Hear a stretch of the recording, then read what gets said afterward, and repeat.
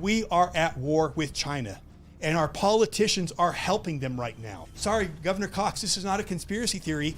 We have to stand up. This is our children's country. I'm sorry, this is not about politics. And for our politicians that you've been lied to by Envision Utah, please, you owe it to your constituents to look into this stuff.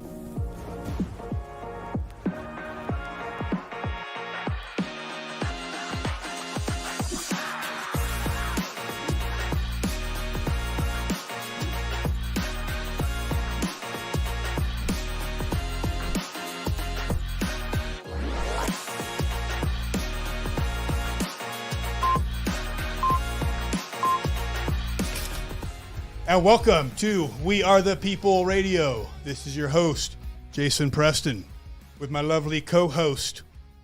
Come on, what's your name? What is my name?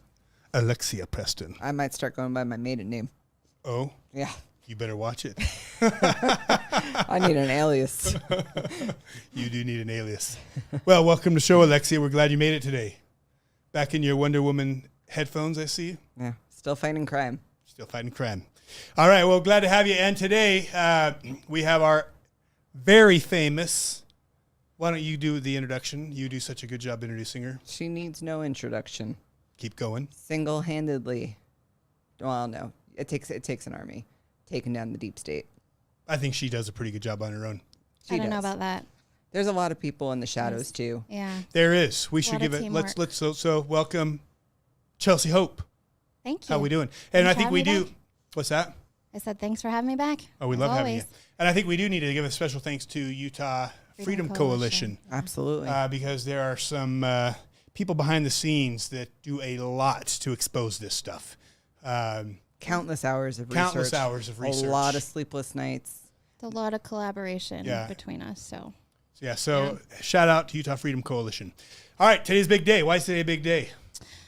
today we have a very special announcement. We are dedicating this show to somebody today. Number one fan. Our number one fan. Jason, you want to tell him who that is?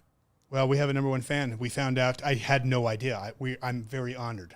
Last Saturday at state convention, we approached Spencer Cox, and apparently he's been a big fan of the show. He's watching the show. He knows about our brand. That's so awesome. So Spencer Cox, this one's to you. Governor Cox. Governor Cox, thank you for being our number one fan. Thank you for all the support.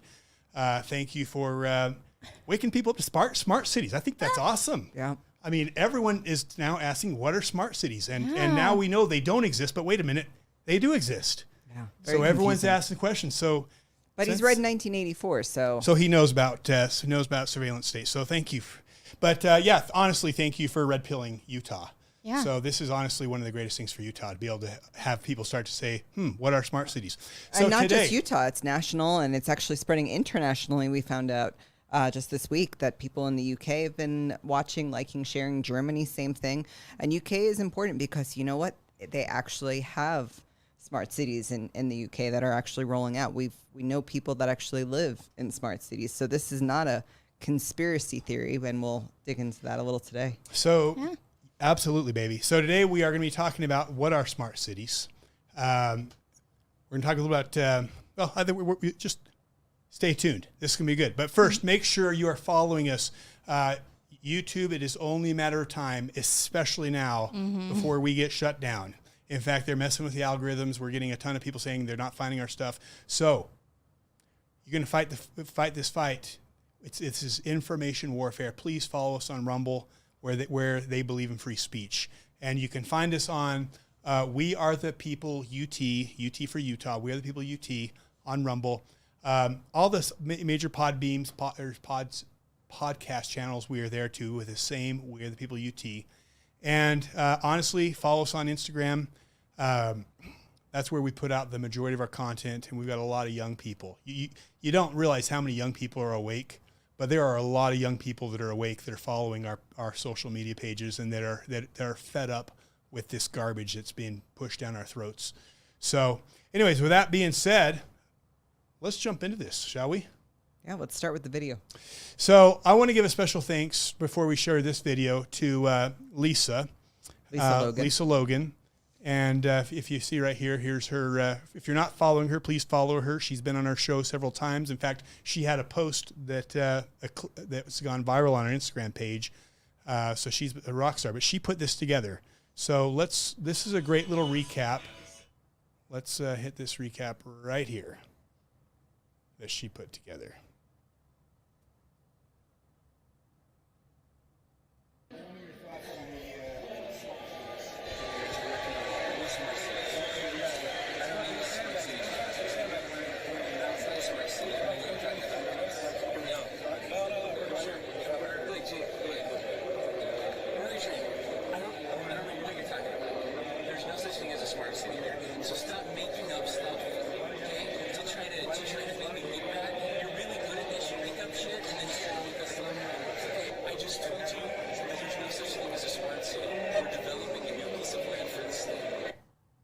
Semantics. What is that?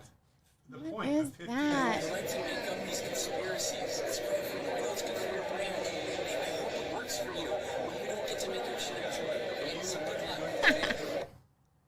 Oh, Our ability to collaborate in ways that other states are not able to. That's the secret sauce. I really believe that. And that's what's going to lead us and allow us to continue to lead the nation in technological advancements in smart cities.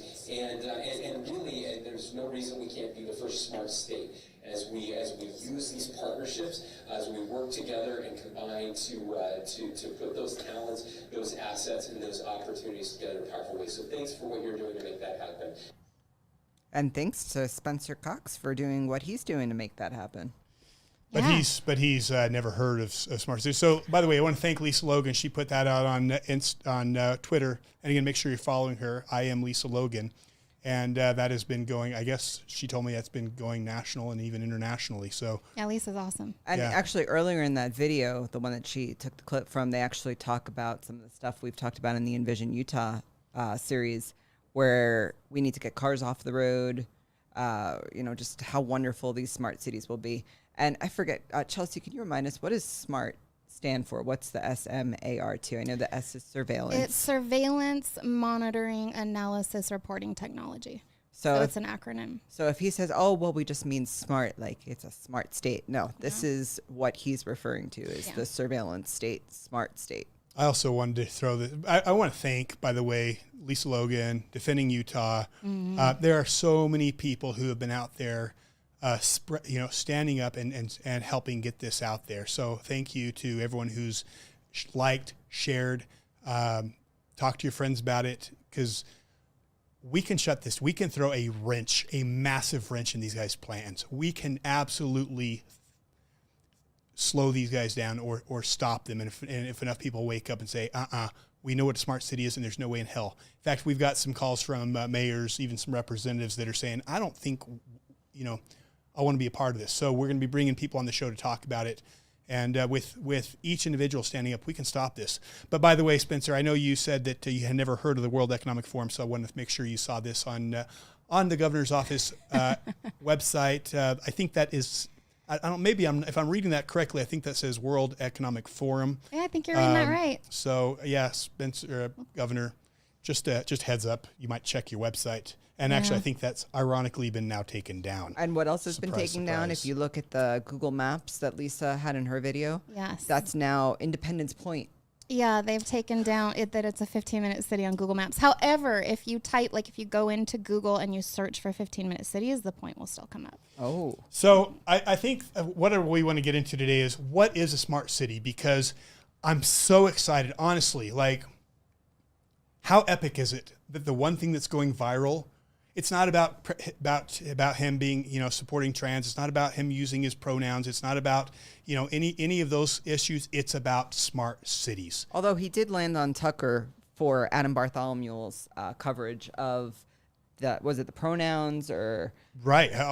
Yeah. For being such a woke governor. But honestly, if you're gonna catch him in something, especially a blatant lie, to catch him on something that is tied to the World Economic Forum, and that is smart, you could not catch him on a bigger issue, because there is nothing more important right now than what they're building with smart cities. So for those of you who say, well, what is a smart city? We're going to share a couple things so that you can kind of see what a smart city is. starting with, well, I got to catch her name. This is an interview here with the EU Parliament. She's a member of the Parliament. Her name's Christine Anderson. So this is a interview on Epoch Times about what a smart city is. Go ahead and watch. I'm very curious what your opinion is on 15-minute cities. This is something that I guess it's a new idea that we're only beginning to hear about. Maybe you can actually remind us what they are. And I understand they're coming in Europe now. There's legislation pushing in that direction already. Yes, it is. The digital green certificate, the COVID pass, that was a test balloon to get people to having to produce some kind of a QR code, just getting people used to that. Now what they're slamming us with is these 15-minute cities. Make no mistake, it's not about your convenience. It's not that they want you to be able to, have all of these places that you need to get to very close. And it's not about saving the planet either, by the way. The 15-minute cities, they will have to have those before they can lock you down. And that's what we're talking about here. So in Great Britain, some county already passed legislation. They will be able to impose a climate lockdown. That's the next step. That's what we're talking about. So in order to do that, they will have to have these 15-minute cities. The next step then, of course, will be you are only allowed to leave your immediate area for, let's say, 2 or 3 times a year.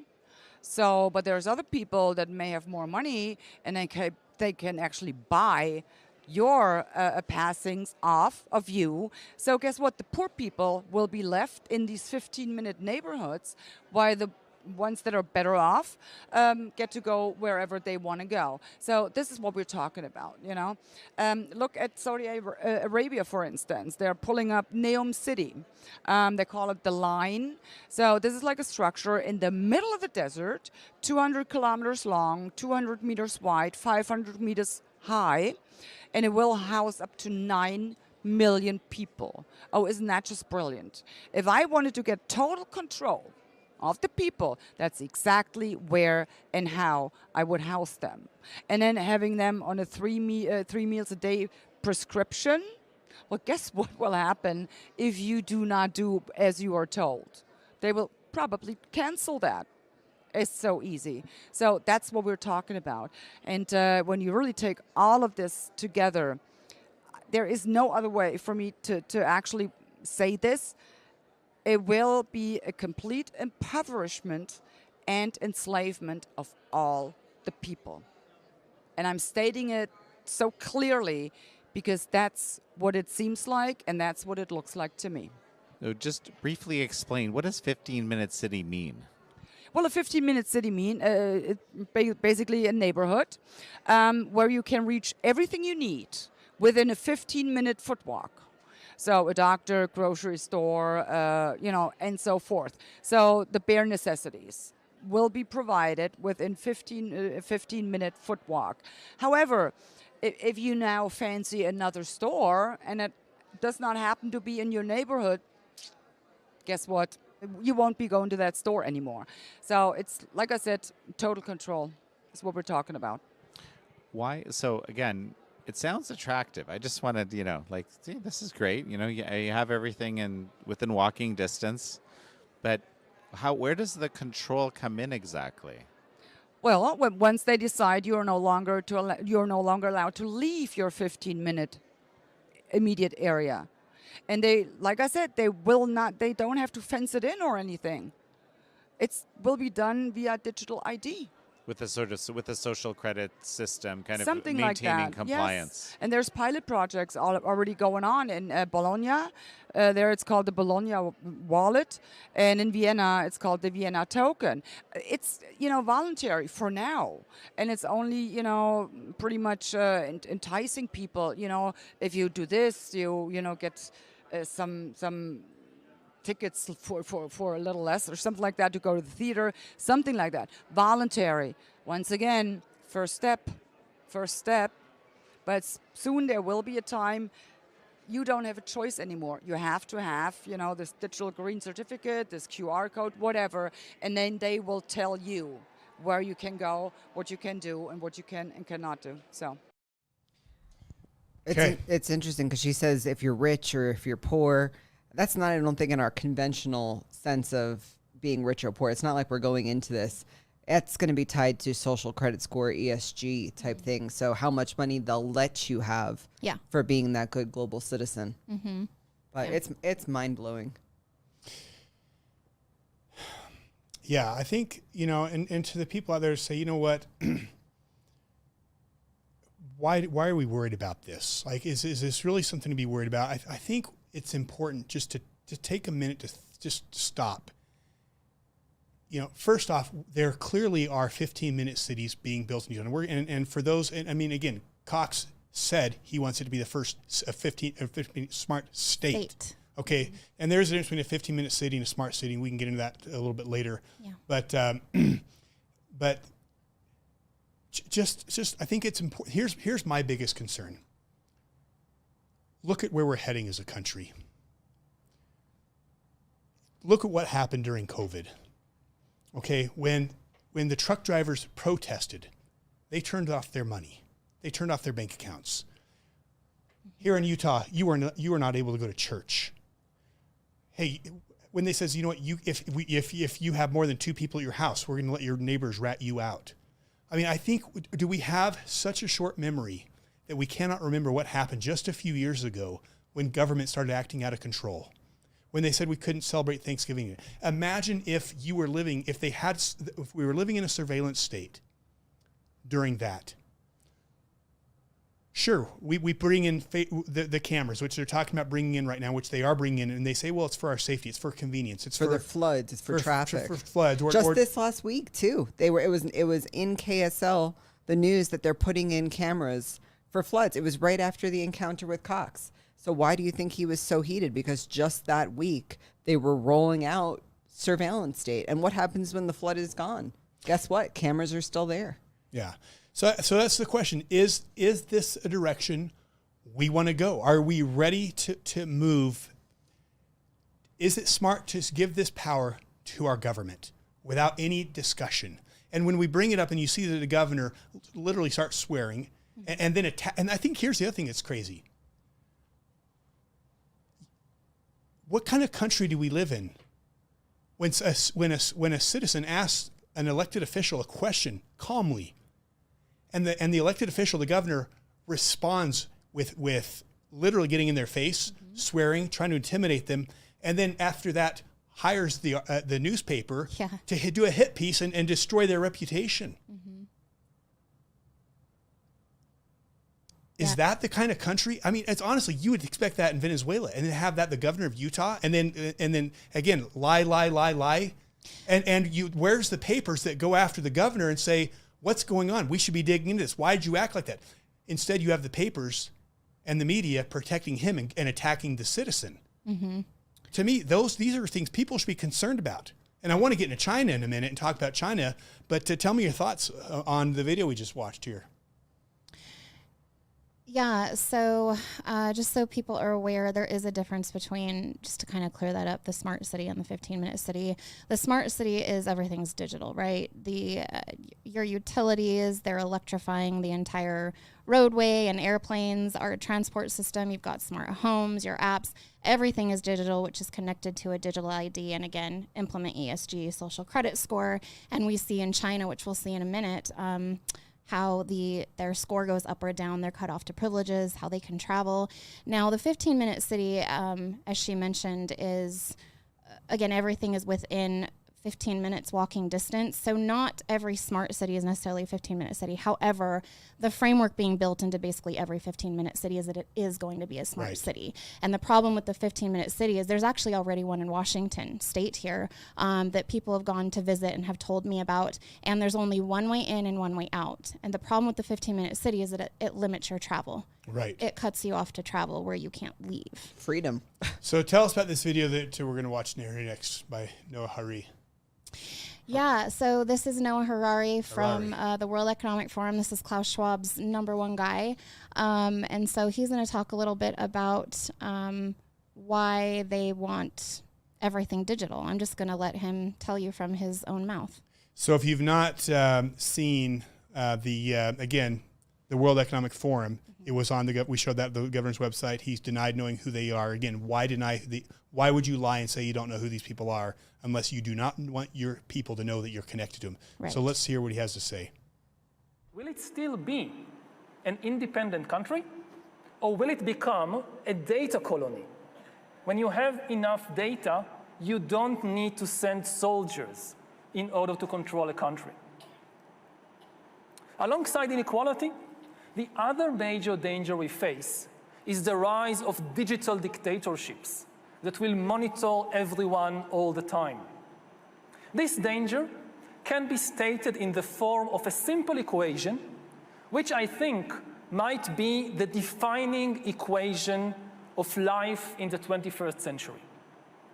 B times C times D equals R, which means biological knowledge multiplied by computing power multiplied by data equals the ability to hack humans, R. If you know enough biology and you have enough computing power and data, you can hack my body and my brain and my life, and you can understand me better than I understand myself. You can know my personality type, my political views, my sexual preferences, my mental weaknesses, my deepest fears and hopes. You know more about me than I know about myself. And you can do that not just to me, but to everyone. A system that understands us better than we understand ourselves can predict our feelings and decisions, can manipulate our feelings and decisions, and can ultimately make decisions for us. Now, in the past, many tyrants and governments wanted to do it, but nobody understood biology well enough, and nobody had enough computing power and data to hack millions of people. Neither the Gestapo nor the KGB could do it. But soon, at least some corporations and governments will be able to systematically hack all the people. We humans should get used to the idea that we are no longer mysterious souls. So there was a part that I thought was actually in that video that's not, so I will post the clip to the other video below. But it's interesting because through the years they talk about how we've faced these dangers, but now they've come out and they've been more blatant. And he's basically just come out and said that, your elections with voting, who you choose to marry, all of these things, free will is over. And they've basically come out and said that they want these digital dictatorships. So that is the World Economic Forum. And yeah, we are doing everything that that they are doing in our state. So we're going to get into that in a minute. But I think, Jason, did you want to go into China a little bit? I absolutely want to get into China here. But, to me, it's, again, when you think of AI, when you think of the technology that these people have, we need to be having a discussion, with our elected officials need to be having conversations about this stuff. We cannot just be rushing in and implementing these smart city things without having conversation in the public sphere. So to our representatives, and again, I know I've gotten calls from some of these people, and I appreciate those who are saying, hey, you know what, I want to come on and talk about it. I want to make sure we're not doing this. This is real, and I think a good example, what I want to get into is this is not some mysterious, Orwellian idea that we're talking about here. This is something that is going on and has been going on in China. And so what I'd like to do is show a video here of what's ironically been happening in China, this is interesting because this was back before COVID. This is what China was doing with the social credit score before COVID even began and before they had the technology that they have now. So with less technology, what you're going to watch is what they were doing in China. If they did it in China, if they're doing this in China, and here's the crazy thing is, if you try to find videos that show what they're doing today, the internet's been scrubbed clean. The only thing you can find is videos what was going on before COVID. And I promise you it's a whole lot worse. So again, what could go wrong? Well, let's look at what's already happening in China.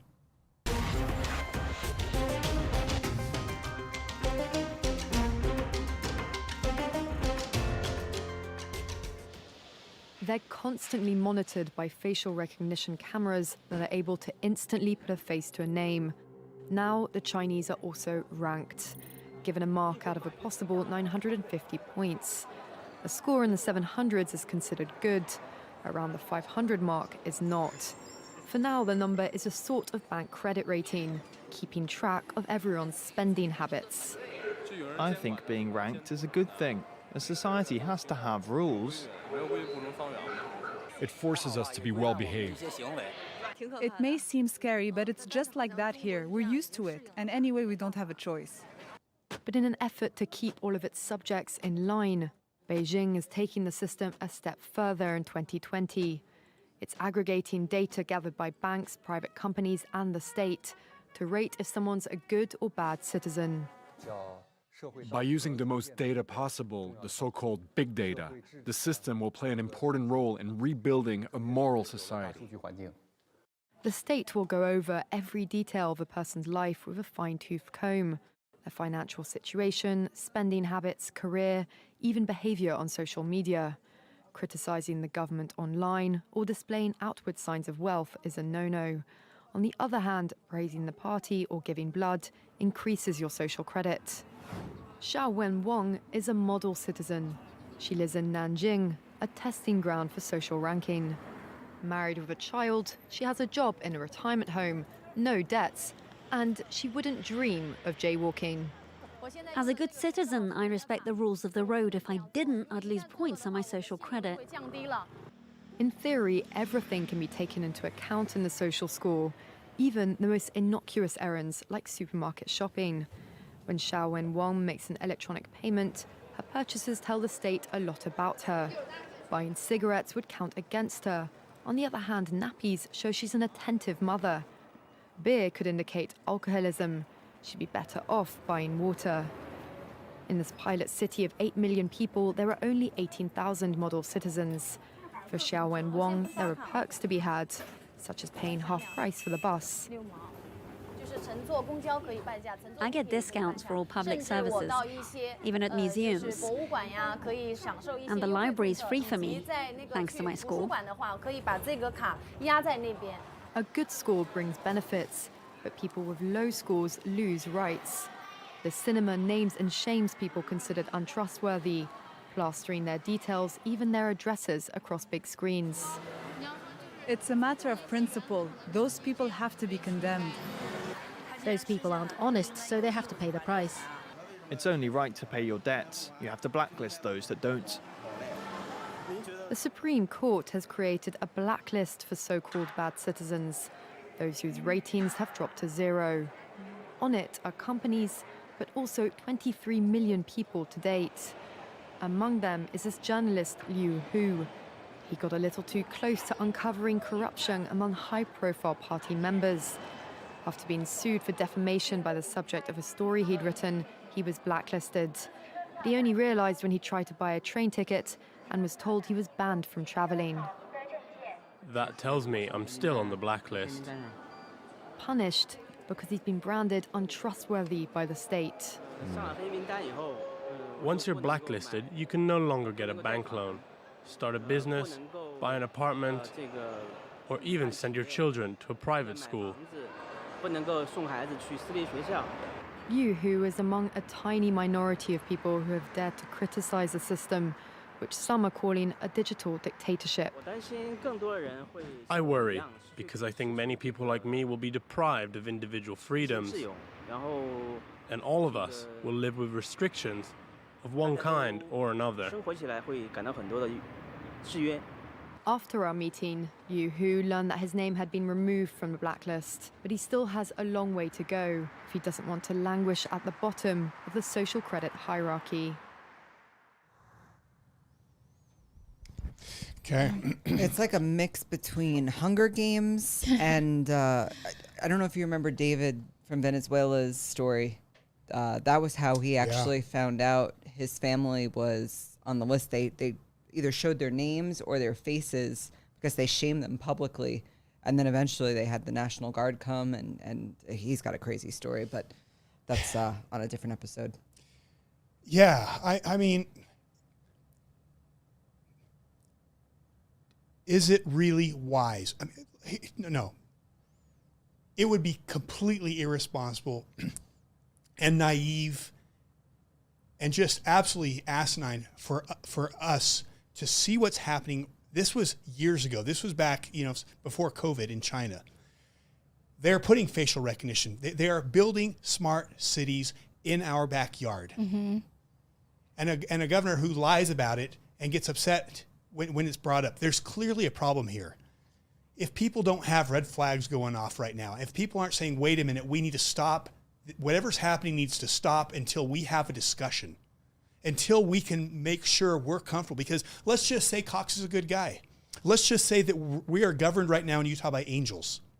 Let's just say in theory, you put a system up there where they have the ability, a greater, when you've got a digital dollar, which is already being rolled out. Yep.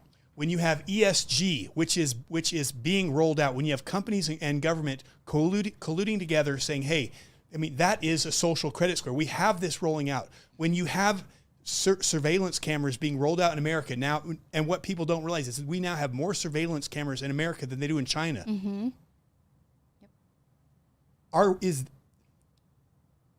Come on, we already know we're living in the last days. It's like everyone knows that. How are we really not going to say, let's stop and let's think about this? I mean, what are we doing to our children? What are we going to tell our kids when they end up in a place like China, when we had a chance to stop it? Well, we just trusted that they were good. Has anyone listened to the Founding Fathers lately or read of the Founding Fathers' fear of government? Have we forgotten, the Constitution? Have we forgotten that this world has been ruled by tyranny and that this brief 200 years was an exception to that? Oh, this could never happen here. We'd hate to have that happen here. But we actually had a viewer, and I'm waiting for permission to share his name, who was at an Envision Utah event put on by them on the Point in 2019. And he said there was about 200 people there. It was a very expensive event. And they were, let me find the exact wording he used. They were first introduced at the Point Project, and this was at Thanksgiving Point. Most of them were public attendees, but there were members of legislature, planning boards, NGOs.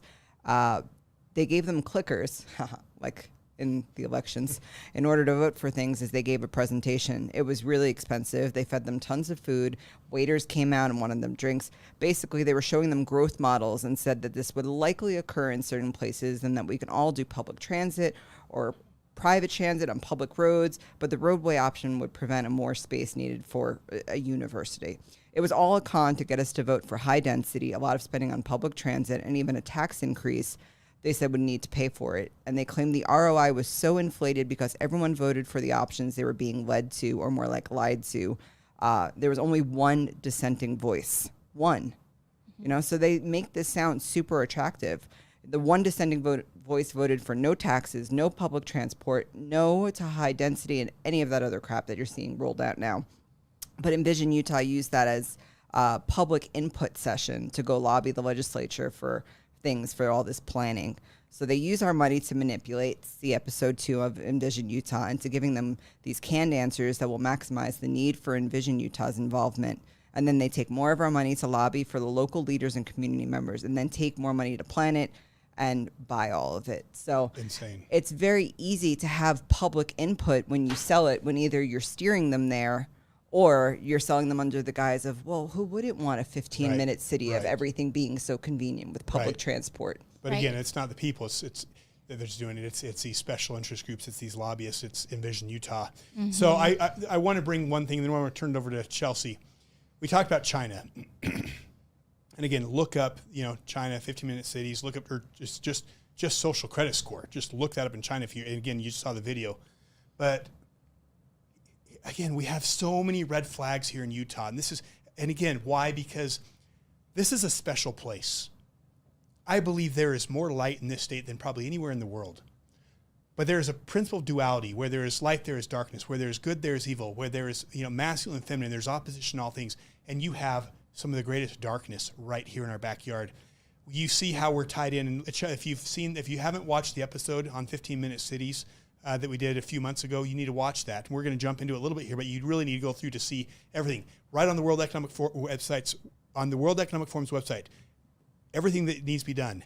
And then Chelcie pulls up Utah's website. It is almost word for word implementing. It is, here's the plan, and then Utah, here's the plan. It is almost word for word. But this is the thing about Utah. It's not just that we're in bed with World Economic Forum. We're also in bed with China. And if you haven't read this article, check this out right here. Amid strained U.S. ties, China finds unlikely friend in Utah. You need to read this article. It's in the AP. We went through this with David Pine on an episode earlier. Yes, the last episode. You can check it out there. But honestly, watch the episode, but read this article. It will blow you away. The FBI is all over Utah because of the connections between Utah and the Chinese Communist Party.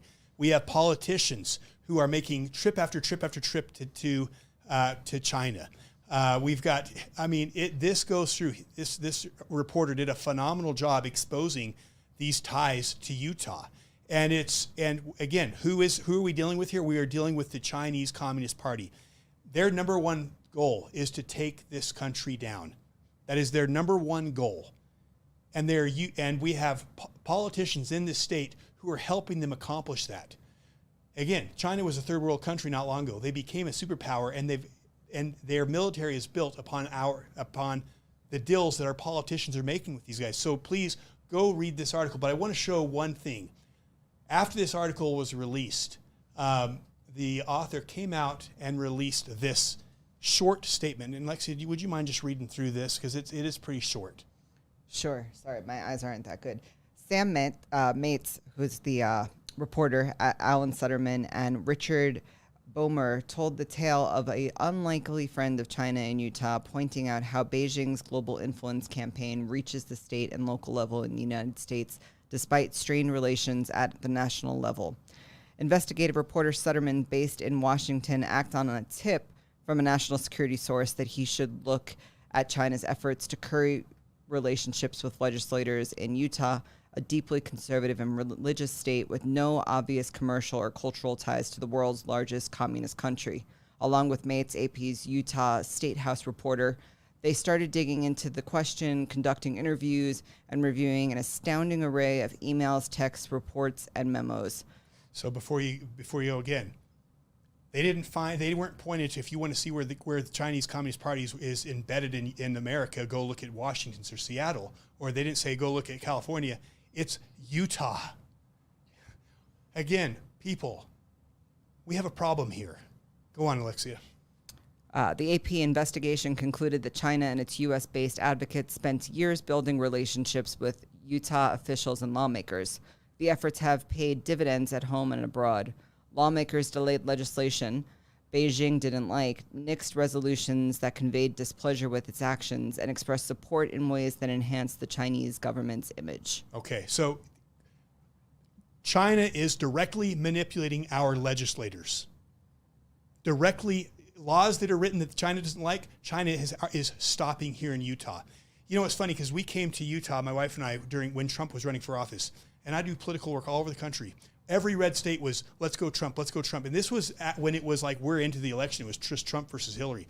I come to Utah, all our media stations, the conservatives are bashing Trump. I'm like, are you kidding me? Well, why do you think Utah and our Utah politicians are so down on Trump? Because Trump was a hawk on China. Trump was saying we have to turn off the money train to the Communist Party. They're building a war engine to destroy our country. And bring back manufacturing. Bring back manufacturing here. Isn't it funny that after we turn off the money train to China, within a few months, a virus gets released out of China and to take down this country and get him out of office? China's been manipulating our social media. We are at war with China, and our politicians are helping them right now. This is not sorry, Governor Cox, this is not a conspiracy theory. People, read this stuff. We have to stand up. This is our children's country. I'm sorry, this is not about politics. our children are literally in trouble. And it's gotten here because we have been so busy with bread and circus. We just blindly trust our governor, our politicians. They lie to our face and we just believe them. And for our politicians that you've been lied to by Envision Utah and by some of these organizations that are manipulating you, please, you have been entrusted by God to represent this nation. You owe it to your constituents to look into this stuff, not just to believe what the lobbyists tell you. Chinese lobbyists have no business being in Utah. And if we have a governor with a backbone, he would get rid of all of them. With that being said, Chelcie, what have you got for us? Again, what we don't want here is theories. Yeah. We're looking for, okay, is this happening? If so, show us. And hats off again to you, to Utah Freedom Coalition, for doing such a good job. So show us what's going on in Utah. Show our listeners so they can be aware of what's actually happening here. Something that's concrete. Something they can share with our legislators, so that our legislators can take a minute to say, wait, you know what?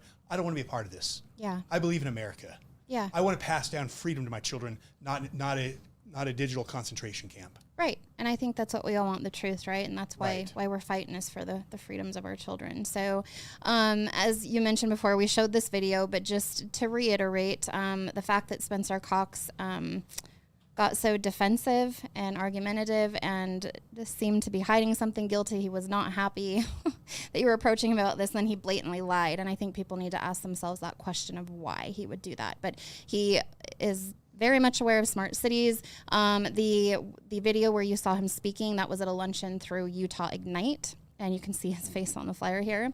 And Utah Ignite, right on their own website, Utah's Smart City and Gigabit Community, government grants, local and national networking community, and smart city resources. So that was what this entire thing was about. And they do this series annually, I believe. I think I just saw one coming out just this month, I believe, next week with Jefferson Moss. Yeah, the timing on this is actually, the timing of this coming out with Cox, and that's the reason he got so upset. They're in the middle of doing some big stuff. So that's important for us because show up, guys. We're about to throw a major wrench in their plans. Yeah. This just talks about how they want to connect smart communities.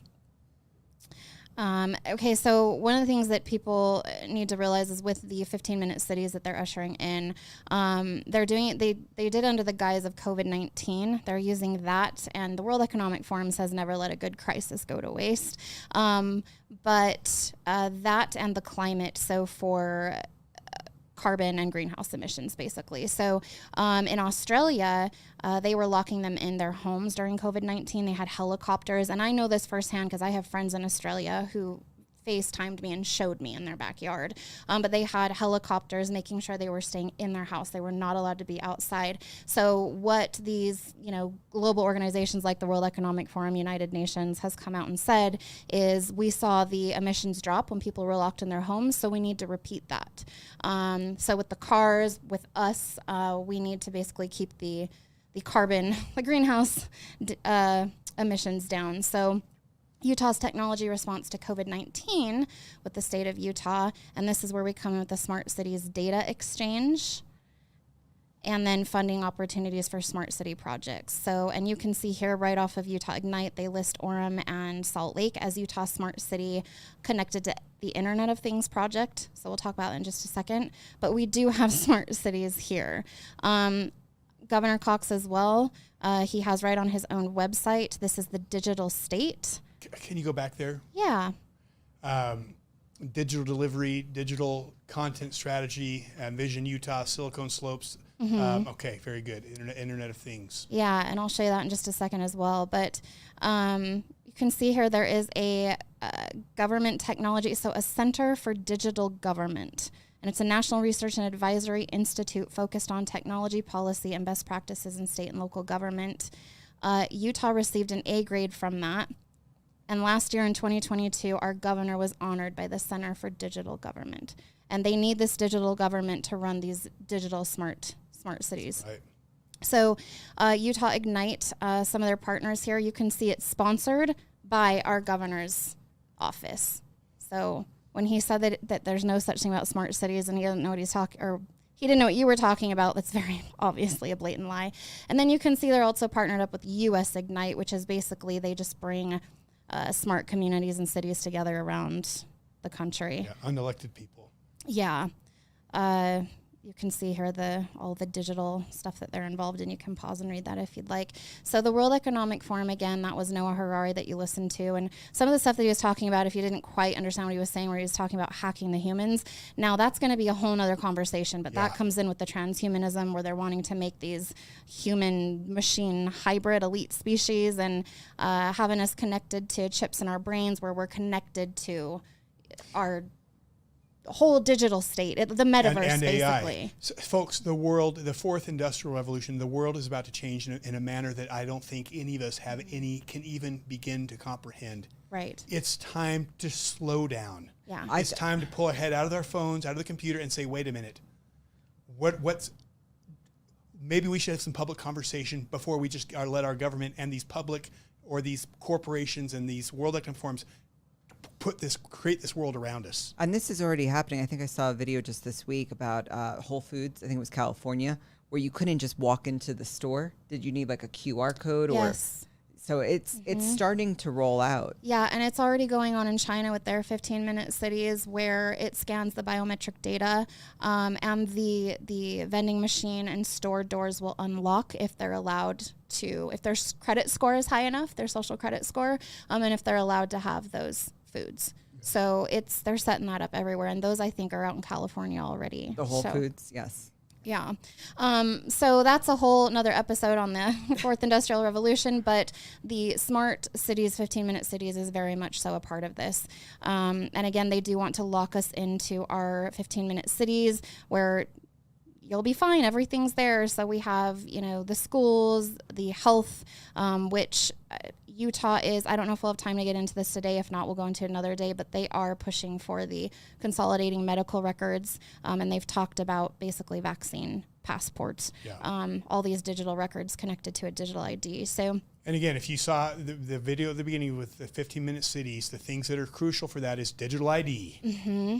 Yep. Digital ID and digital currency. Guess what? Utah's pushing. I'm sure you're going to get into digital ID, but Utah is, thank you, Cox, leading the way on all this stuff. Yeah, there's something else really scary with that too. And we may have to do a follow-up episode to go a little bit more into that. But just so you can see, the World Economic Forum, they have alliance in creating smart city governance. So they do want a global one world order. It is a thing.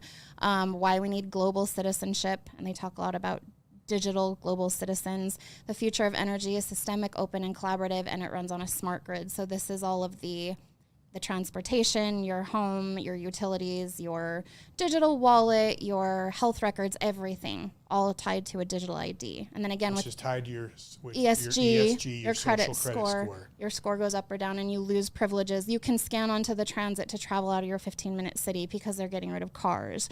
In China, if they didn't get their last PCR test, they weren't allowed to scan into the QR code to even get into their smart home apartment. So you'll start to see these things happen. Ensuring that connected homes are for everyone. So here you can see they've got the smart homes, the smart appliances, security, entertainment, lighting, energy management. It's all connected. And they do that through the Internet of Things. So this is US Ignite, right? These are the guys that were partnered with Utah Ignite, which is the luncheon Cox spoke at. And you can see that Cisco is sponsored with them. So just so you're aware, if you think the utility companies aren't doing it, there's an Internet of Things for digital utilities. I think we covered that in episode 4 of Envision Utah too. Yeah, we may have. And Dominion Energy and Rocky Mountain Power are very much involved in this. So all the smart meters that you're seeing, you're going to have your water energy shut off on you if you're not being good. I mean, China would love this. Yeah. I mean, this is China exactly what China they already have has there. this, but you can't see it because everything's censored from coming out of China. Yeah.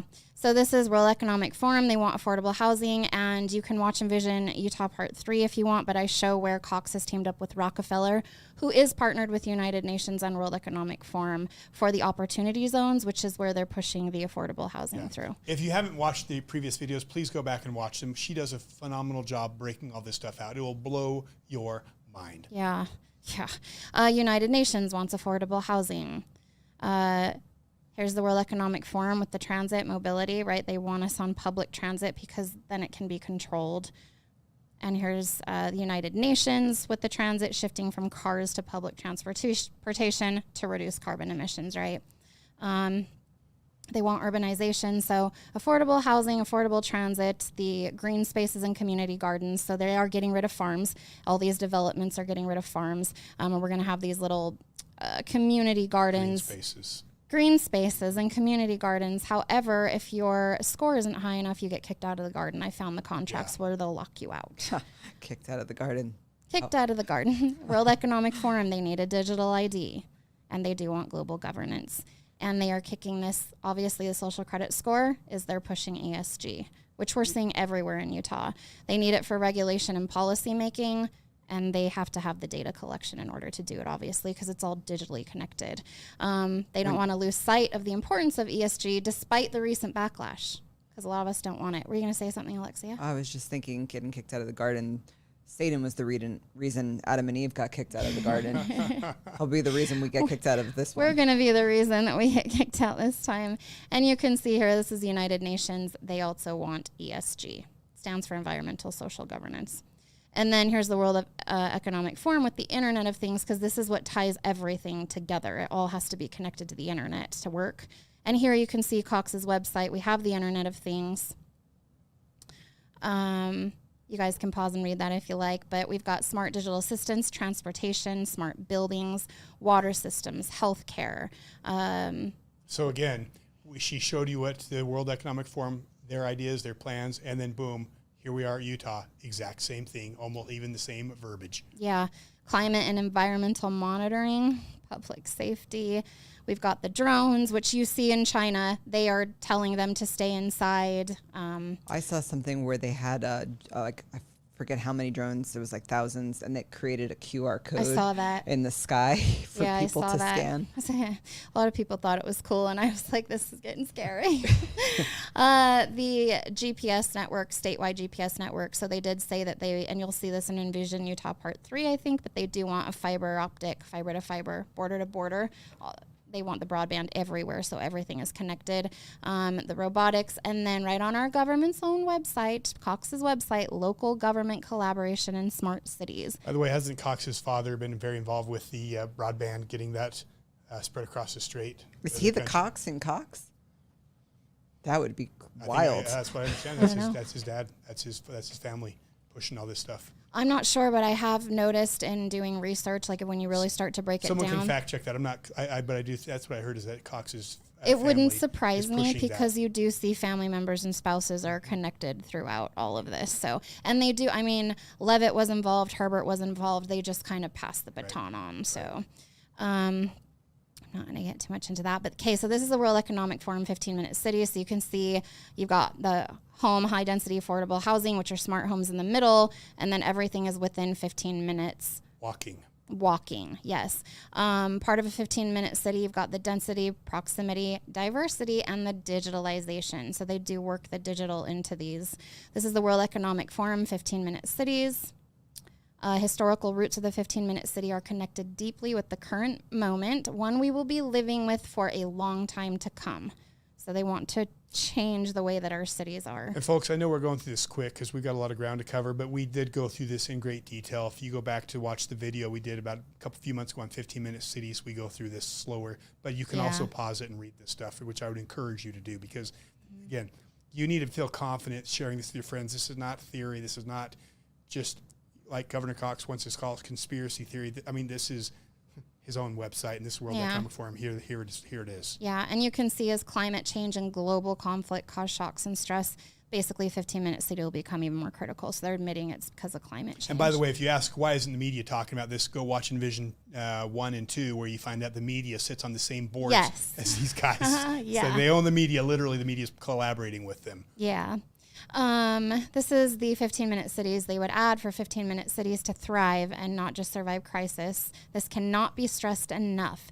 They must also have plenty of mixed income and equitable housing, as well as digital access. Yeah, just take note also of all the high-density housing going up in Utah right now. And just so you're aware, the equitable housing, that's not equal opportunity, that's equity, right? We're all going to get, look, when the dollar crashes, when this digital currency comes in that the government basically owns and controls, you're going to get an allowance. Yeah.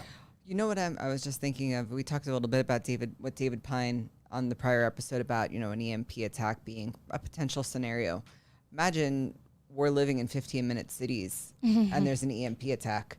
We can't get out. We were in Florida for a hurricane, and I'll tell you, that was scary enough trying to get out in pre-COVID times. Well, and with everything electric, all our systems go down. Planes, I mean, they want the planes unmanned. Planes will fall from the sky.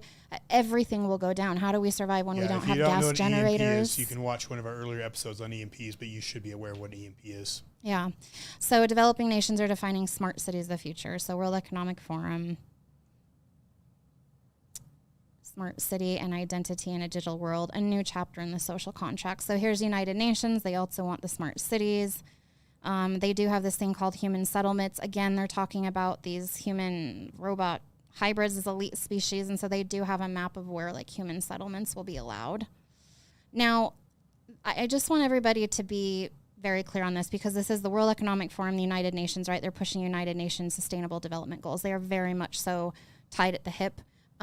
This was a resolution that was passed in 2013 in the state of Utah. Todd Weiler. This resolution rejects the United Nations Agenda 21, both its intent and its potential for abuse. They know exactly what they're doing. Urges the Utah state agencies and political subdivisions to not adopt or implement policy recommendations that deliberately or inadvertently infringe or restrict private property rights without due process. Environmental and developmental policies they want to reject. Okay, so they're rejecting it, right? So this is a good thing. Yeah. Yeah. So, but they know exactly what Right. it is, yet we're ushering it in. So, but they're admitting here that they know what this all is. So you can pause and read this if you want, but it says right here, the United Nations Agenda 21 is being introduced into local communities across the United States through the International Council of Local Environmental Initiatives, through local sustainable development policies, which we're seeing resilient cities and sustainable cities, right? And policies including Smart Growth America. And they basically say that they want to reject all of this. They talk about how So legally they have to, but guess what? It's no longer Agenda 21 now, it's Right. Agenda 2030. I would love to ask Todd Weiler as the bill sponsor what he thinks now, having had this passed in 2013. Yeah. It says here they know that they'll get rid of private car ownership, individual travel choices, and privately owned farms. And they say that it's destructive to the environment. But they say here... So this conspiracy theory about Agenda 2030...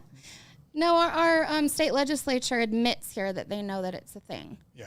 And that it's dangerous. And again, Agenda 21 was slowed down, was stopped because people woke up and pushed back.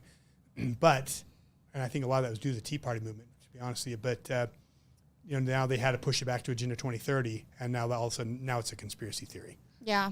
So, so policies including a Smart Growth America, right? But then the following year, we have Salt Lake County, when he was still Mayor, Ben McAdams, who is, let's see, that's exactly the case for Ben McAdams, Mayor of Salt Lake County, Utah, and member of Smart Growth America's Local Leaders Council. This was the following year. Then he serves on our House of Representatives, and we continue to put these policies through, so they know what they're doing. And again, the Environmental Protection Agency is praising the history of Envision Utah, who's pushing the point, which is a 15-minute city here, which we'll talk about, for their smart growth. So we very much are involved. Cox is signing on smart growth here. But yet he knows nothing about it. He knows nothing. This was this year, just a couple weeks ago. So why he knows is he nothing so about sensitive then? Yeah. So here's some of the articles of, equivalent of COVID emissions need to drop. So the whole COVID-19 emissions, they talk about personal carbon allowances and basically locking us into our cities. And here you see the World Economic Forum, United Nations 15-minute cities. Now Deloitte is also a big global player for the 15-minute cities. And you can see that they are a long-standing strategic partner of the World Economic Forum. They want these 15-minute cities. They talk about basically data collection and biometric data and artificial intelligence. And you can see here on the US Ignite. Now, again, this is the partner of Utah Ignite where Cox spoke, that Deloitte is a sponsor. So they are initiating the World Economic Forum's 15-minute cities into Utah through here. Okay, so this is Utah. This is when the articles came out for a 15-minute city in Utah. And you can see here that another sponsor of Utah Ignite, where Cox spoke, is the Point of the Mountain. Chamber of the Point of the Mountain. So this is our 15-minute city here. You can see, and you were mentioning this before on the maps, a 15-minute city, the Point. It's not on there anymore. But Envision Utah is pushing. There are these walkable communities, right? So we don't need cars. Everything's going to be public transit. And you can see this is the Point of the Mountain. Smart cities are here. So this is a smart city as well. You know, I got a note from... to reduce our carbon footprint. I got a note from someone in central Utah, an elected official, and he said, well, have you ever been to one of the meetings at the Point? And I said, why would I? I mean, I would love to go and see what they would have to say. But, I mean, with all this information, what could we possibly do by going to that meeting and being like, hey, what's up? I say we go shut the thing down. I do too. Well, call to action. They know what it is, obviously. Yeah. And I think it's once a month. Like I'll look it up. And look, I'm going to tell you, this stuff gets out, and it's getting out. These guys are going to be, they're on their heels. There's a reason Spencer's on his heels. Yeah. Yeah, he reacted the way that he did for a reason. Because this can be stopped. Yeah. So, folks, I'm going to save this for the end, so keep going, because we got a major call to action here. Yeah. So I will say there are public meetings at the Senate Building, room 220, second Tuesday of every month, 9 to 11. So if you ever want to see what's going at the Point of the Mountain, SLA, I guess their group, every second Tuesday of every month, 9 to 11, building room 220 at the Senate Building. Cool. Love it. Okay, so this is the framework of the Point, right? This is their own documents. Right in there, smart city frameworks. They want everything smart. Smart city initiatives. Now here you've got, you can see on the light blue circle on the outside, environmental social governance, that's ESG. So that's a social credit score. So you've got your, hospitals or little health clinics in there. They're going to connect that to digital medical records, to a vaccine passport. That everything ESG is going to be implemented into. Again, think China on steroids. Plus the smart city plus ESG. They basically admit, and on this page right here in their own documents, that is what they are creating as China's surveillance state. This is the Utah Department of Transportation's basically stating due to COVID-19, so the same thing. We need to implement these cities and reduce carbon. Okay, so the variety of smart city components: reduce parking. This is from the Point. You can see the 5 key elements to create a one-car community.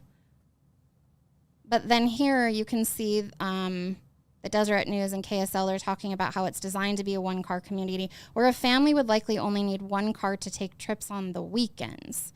So they are getting rid of our cars. And here's the other thing, guys. Even if it wasn't all digital, the way that they're setting this up with the transit hubs, it's just stupid. In Utah, in the winter, you're going to have, they're getting rid of parking.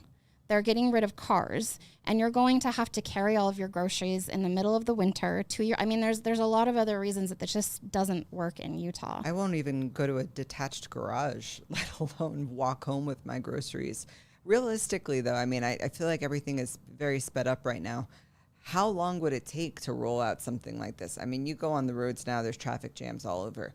How long would it take to really bring the cars off the road? I'll tell you what, all they need is one good crisis. Exactly. Yeah. There would need to be an inciting incident. And what they're talking about in the World Economic Forum is the next crisis is a climate crisis with a climate lockdown. Yep, and that's once they have that crisis, I can guarantee things will go into speed. Will just like during COVID, things will happen very quickly. Because that's part of, I think, the cognitive dissonance with this. We talk about, okay, no cars on the road. It's hard for people to fathom, like, what you're just going to say overnight, we're not going to be driving cars? Look, folks, we don't know how soon this is rolling out, but the fact of the matter is we have a responsibility to ask some hard questions and demand some answers before they and say stop. The same way until we decide and we feel safe that this is the direction we should be, that we want our children to be. This is the way we want the world to live for our children. The same way it became from Agenda 21 to Agenda 2030, we could push this out exponentially. That's right. Let's put the brakes on these guys. They had plans from 2050 to 2040, but a lot of this stuff they said that they're going to be able to implement by 2025. So they're kind of ahead on some things, behind on others. But because of COVID. Yeah, very quickly. So we may not have a whole lot of time to get into this today, but we should talk about this on another episode. But you're going to see this absolute zero where everything's zero, right? The carbon, the emissions, but then the zero. We talked about this last time, the zero fatalities and injuries, zero COVID, everything they want zero. And this is where they have something called a zero trust policy. Basically, you can't get to zero unless you implement other things. But this zero trust policy is basically because they're starting the scares with the cyber attacks and the threats. They want us to sign on to, and Utah's already jumping in bed with this zero trust policy where basically it's trust no one. Anybody could be a terrorist. Anybody could be a threat. You don't know if they're vaccinated and safe. So when they implement all of this surveillance and facial recognition and following you around, but this zero fatalities, this is where they're going to basically take human error out. And if you think that's a conspiracy theory, they admit it themselves here. So they want to take human error out of the equation, so everything's going to go autonomous. And these are going to be controlled. It's all going to be public transit. This is Aspire, so where they're electrifying everything. We went over this last time, so I won't go into this too much, but they're electrifying the roads are going to charge themselves. I mean, everything is going to be electric. Oh, again, electric means they can have the ability to turn it on and off. They can turn off your car. They can turn off your power. They can turn off your water. Again, think China. And then anything smart is controlled. Yeah. Gas stoves are bad. That's why they want to get rid of gas stoves. Yep. And the World Economic Forum, obviously, who wants digital dictatorships, right? And your free will is over. They also want the digital highways. So our Department of Public Safety also has an Internet of Things. Again, right from the World of Economic Forum. Where everything's connected to the internet. So data includes cars, appliances, smartwatches, lighting, homes, security, all of it. And Cox brought Pete Buttigieg again, and Fred Riley too. Mayor Pete. Go over our transport. This is big, the digital twin cities. I don't know if we have time to get into today, no, but we did don't. get in this. And this is a big thing. And again, World Economic Forum, global digital twin cities. Show them what we got here in Utah. Yeah, and you can kind of read about it on the right-hand side. But yeah, it's the virtual. They're creating a virtual copy of all the cities so that we can, again, the metaverse, right? And digital assets. This is how you're going to be traveling. You're not going to leave your 15-minute city. You want to go on a trip to Europe, you're going to plug into the internet, plug into AI or the virtual world, virtual reality. And you're going to go to a digital city. And is this crazy conspiracy theory from the World Economic Forum? Well, what do we have here? This is UDOT, the Utah Department of Transportation, and they are the ones responsible for digital delivery throughout the state, and they are also signed on for the digital twin. So we're quickly approaching the metaverse. Virtual replicas changing the real world, so digital twins. And just so you're aware, we saw the surveillance state in China. They do this in collaboration with the China Academy of Information and Communication Technology. So they're very much, again, this China is all connected. And Utah. Yeah. There's a reason Utah will be the first smart state because we're in bed with China and the World Economic Forum. Yeah. And this is the zero COVID policy that kind of goes with the zero trust. We don't know if you're vaccinated or not. So everything about you've got to scan your QR code with your credit score and it'll tell you if you're allowed to go places or not. And they do want this for everyone, just so you know. I thought this was interesting that, again, because of they're using the COVID-19 crisis to usher in the 15-minute cities, that the CDC funded surveillance. And one of the, here we go. Yeah, Utah Department of Health got funding from them for that. So I found that interesting. Okay, this is the C40 cities. They are partnered with the World Economic Forum. It's a global network of mayors around the world, basically because of the climate crisis, implementing 15-minute smart cities. And C40, is that smart city or 15-minute city? I know there's a distinction. Both. It's both. They're 15-minute cities that are smart cities. Yeah. They're partnered with the World Economic Forum, so they're going to usher in United Nations World Economic Forum agendas. But these are the ones that have come up with the whole no meat, no dairy, certain calories by 2030, no cars, certain amount of clothing items. How are you going to eat 2,500 calories of bugs? Yeah, and bug bars and all of that. That's a lot of bugs. We'll get into that in another episode, but they are pushing that in our schools. They're having kids do reports on why we need to eat bugs to save the planet and eating them for extra credit and Here, stuff. locally. Yes, in Utah, yeah. So the Global Mayors COVID-19 Recovery Task Force, of course, and they want a global Green New Deal. They're funded by the Open Society Foundation, which is George Soros. They have a city's race to zero for the 2021 UN climate change. And they're doing this through a global covenant of mayors. For climate and energy. The largest global alliance for city climate leadership. And you can see here, we've got several cities in Utah that have signed on to this. Wow. Come on, Park City. Erin Mendenhall signed Salt Lake City on. Thank you. She does sit on the board of Envision Utah, which is pushing the point, which is Utah's 15-minute city.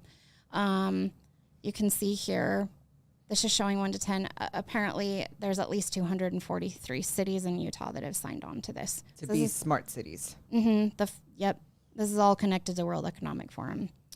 Won't get too much into this. I'll cut this out.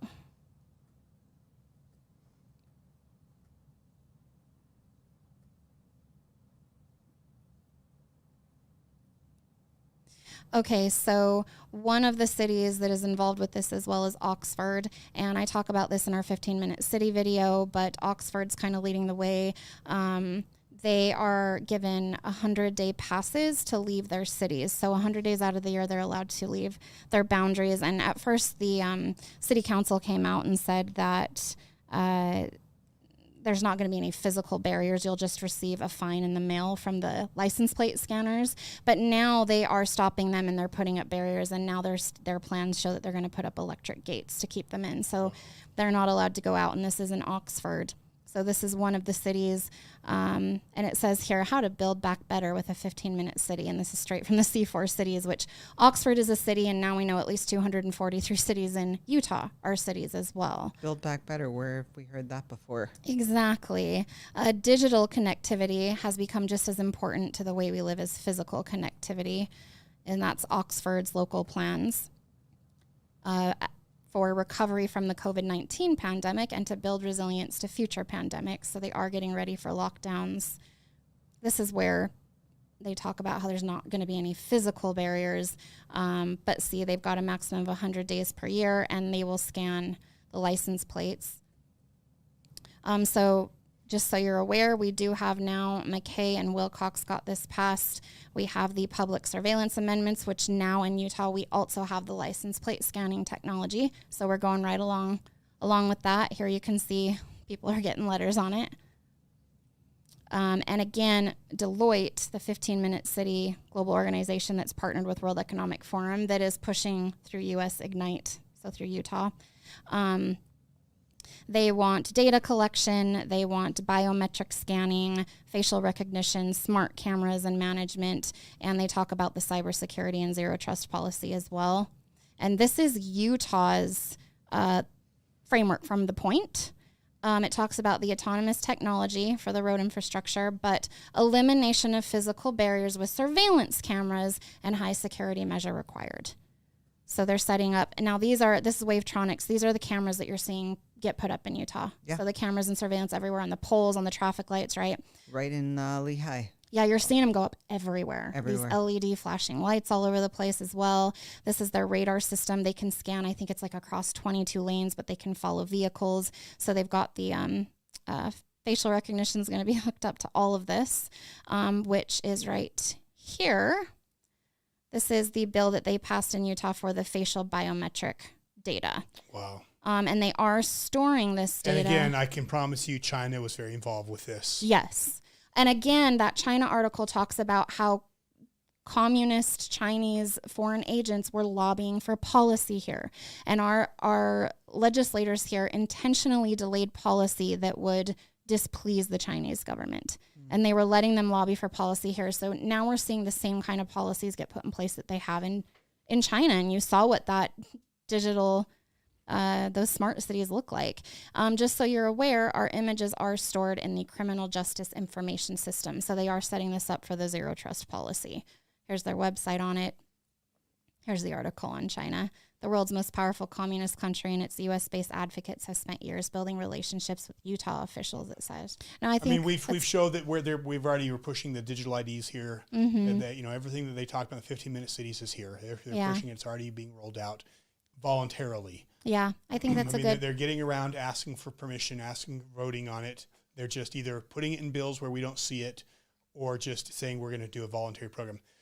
Because this is heavy, right? If you really sat through this and went through this, I know this is rough for people, and the reason it feels heavy for people is because what we're sharing with you is damning information, and it's not just to the people who were involved, but it's also to the listener, because because knowledge is it's a weapon, and it carries responsibility. Because once you've been given light or truth, you have a responsibility. You are no longer free to claim ignorance from that. And you leave neutral ground. And so after watching this, you have a choice. And this is what's so difficult, people. And one choice is to say, this is conspiracy. I'm going to pretend there's nothing there. And that way I can absolve myself from any responsibility of doing anything about it. And that's the easy answer. So we're going to just say we're going to turn our mind and say this is conspiracy. But you can't watch this and be honest with yourself if you do that. So we're taking people from neutral ground, and that's uncomfortable for people. But I want to share this from Alexander Chelcie, and I quote him all the time. He's one of my favorite people in history, because he was someone who lived through the Soviet Union, the murders. The communist regime butchered close to 100 million middle-class people. And he survived the camps, the torture. And if you haven't read his books, you need to, because I'm telling you, if you believe in the Bible, if you believe in the book of Revelations, you can't help see what we're talking about here is overlaps and is a foreshadowing of the book of Revelations. We are heading into those times. And, we have a choice. We can stick our head in the sand. We can deny, truth, or we can embrace it. To those who decide to embrace truth, Alexander Chelcie lived in a time where it seemed impossible to change the communist regime. But here's what he said. We are approaching the brink. And tell me this doesn't resonate with you now. We're approaching the brink. Already a universal spiritual demise is upon us. Think about what's going on with this world, with the media, with the trans movements, with the kids. Already a universal spiritual demise is upon us. A physical one is about to flare up and engulf us and our children, while we continue to smile sheepishly and babble. But what can we do to stop it? We haven't the strength. But we can do everything. Even if we comfort and lie to ourselves that this is not so, it is not they who are guilty of everything, but we ourselves. Only we. It's a haunting quote from the grave of a great man who was sent to warn us. And if we didn't, and if we go back further, we have great men in the past in Scripture who warned us of the times we're living in. And it is not they, the politicians who we point out, that are guilty. It is we. It is we who are guilty of everything. Because if you go through what Chelsea's done, if you go through the past shows, you look what's happened in China. It's your children who are going to pay a price. And it is not because of they, it is because of we. It is because we are guilty of everything. It's because we have been guilty of putting our heads in the sand, guilty of saying, what can we do?